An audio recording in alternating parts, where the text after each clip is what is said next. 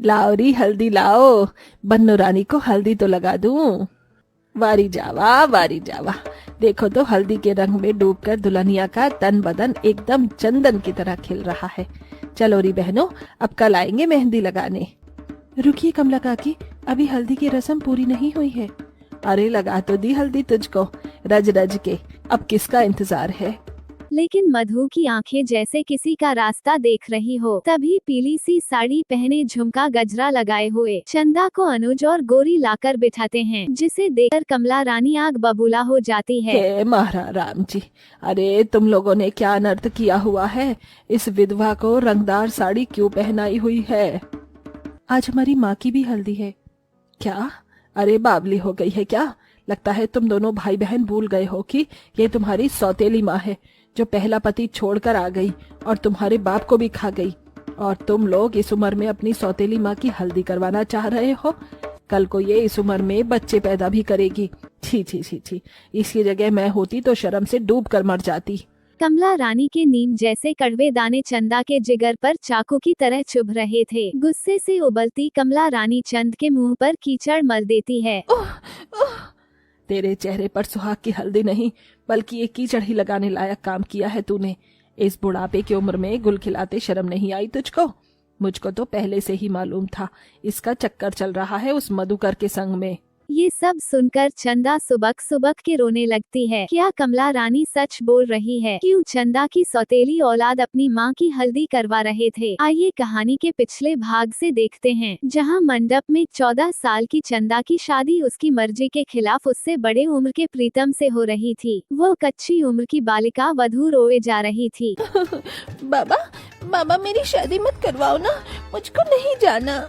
मगर दारू के नशे में मधुमस्त रविकांत ने उसका बस 10,000 में सौदा कर दिया था। वैसे तो शादी की हल्दी लगना हर लड़की का सपना होता है, लेकिन चंदा की जिंदगी में इस हल्दी ने उसका सब कुछ बदल दिया। शादी की रात।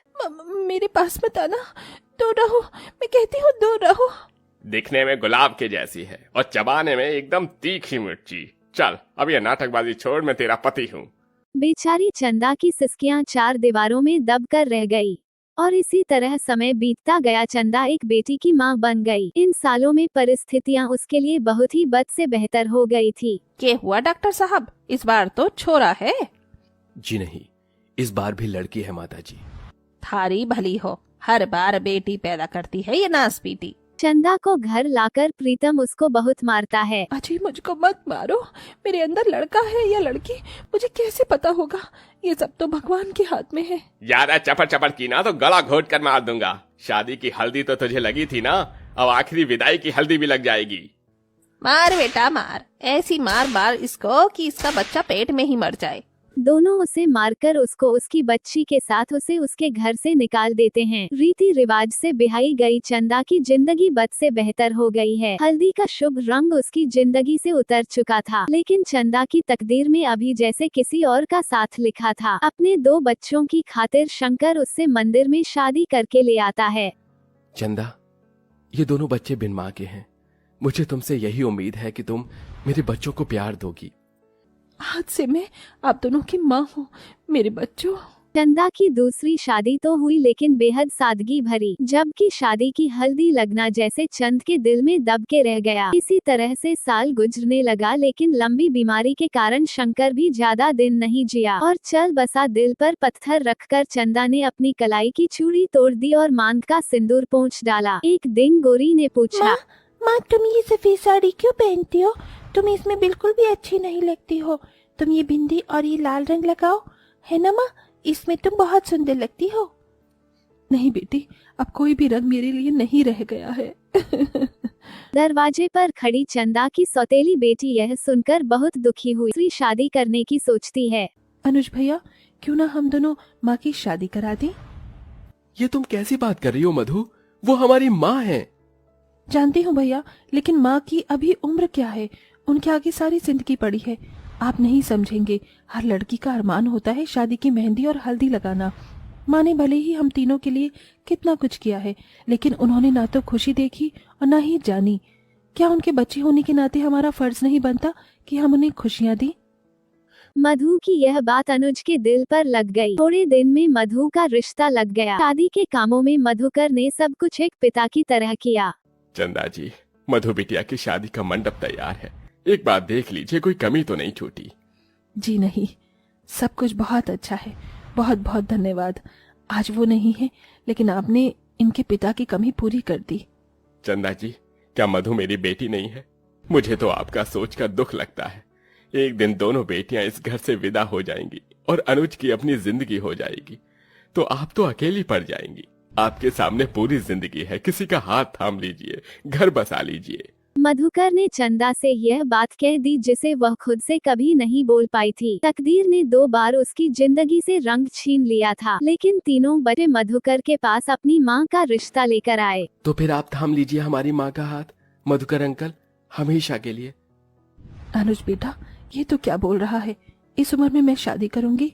बहुत से काम हैं, कल मधु की हल्दी है, मुझको जाने दो। माँ, क्या आज मैं तुमसे कुछ मांगू, वो दोगी मुझे? तेरी सौतेली माँ के पास देने को है ही क्या मेरी बच्ची? फिर भी तू मांग, मैं दूंगी। तुम अपना घर बसा लो माँ, मेरी यही ख्वाहिश है।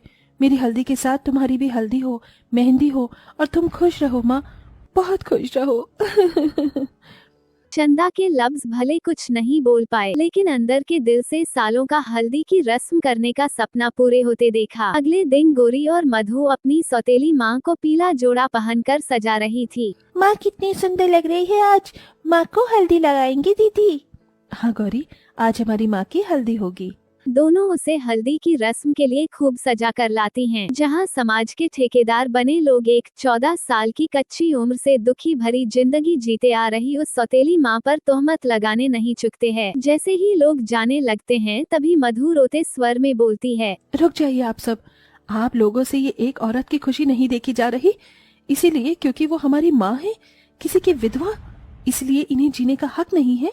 वहीं अगर किसी मर्द की औरत मर जाए तो चाहे उसके सर पर 4 बार भी सेहरा क्यों ना सजे, आप लोगों को कोई आपत्ति नहीं होती, लेकिन अगर औरत को हल्दी लग जाए तो ऐसी बातें। इस सच्चाई ने लोगों को आईना दिखा दिया। तभी कमल रानी आगे आता है।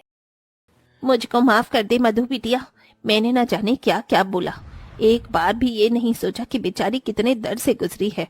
तुम जैसी औलाद भगवान सबको दे, जो अपनी सौतेली माँ की हल्दी करवा रहे हैं।